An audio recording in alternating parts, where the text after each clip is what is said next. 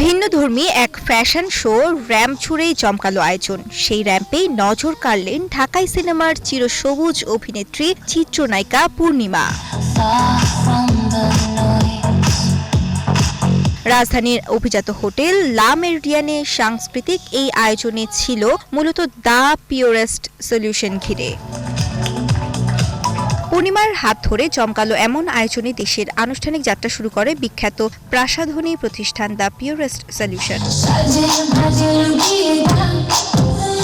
ভিন্নধর্মী এই ফ্যাশন শোতে রূপচর্চার বাহারি প্রসাধনী পণ্য নিয়ে র্যাম্পে হাঁটেন মডেলরা। আয়োজনে পূর্ণিমা জানান, অভিনয় জগতে যেমন বাছাই করা কাজ দিয়ে তিনি চেয়েছেন নিজেকে নতুন করে দেখতে, তেমনি কোনো পণ্যের প্রচারেও কাজ করেন সতর্কতার সাথে। পিওরেস্ট সলিউশনের আজকে একটা নতুন brand, Turkish brand skin care প্রোডাক্টের, এটার গ্র্যান্ড একটা লঞ্চিং প্রোগ্রামে আমরা এসেছি এবং অ্যাজ এ গেস্ট আমি এখানে আসতে পেরে খুবই ভালো লাগছে। সো আমাদের যা পিওরেস্ট সলিউশনের জন্য অনেক অনেক শুভকামনা রইল এবং আমার নিজের এক একটা প্রোডাক্টের যে আমি এবি দেখছিলাম, ভিডিও দেখছিলাম, আমার কাছে মনে হচ্ছে আমি তো সবগুলো নিয়ে যাব এবং আশা করছি আমাদের যত বিউটিফুল লেডিসরা আছে সবাই ইউজ করবেন।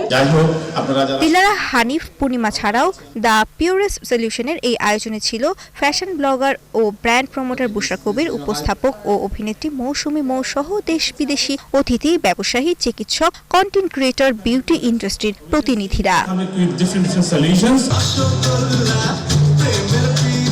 অনুষ্ঠানে ভিন্নধর্মী র্যাম্পের পাশাপাশি ছিল নাচ ও গানের পরিবেশনা।